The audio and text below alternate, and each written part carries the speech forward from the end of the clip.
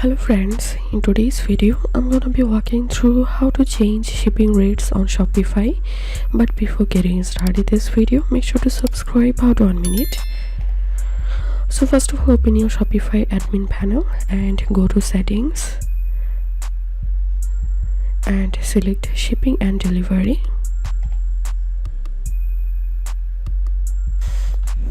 And here you'll find your general shipping rates option, so click on manage and scroll down, and here you will see your shipping to address.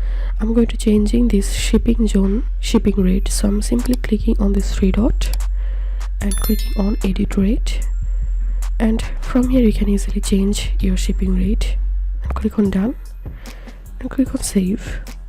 If you think to see more Shopify videos, please check the links in descriptions. If this video helped you, give a thumbs up and please consider subscribe. How to 1 minute. Thank you for watching.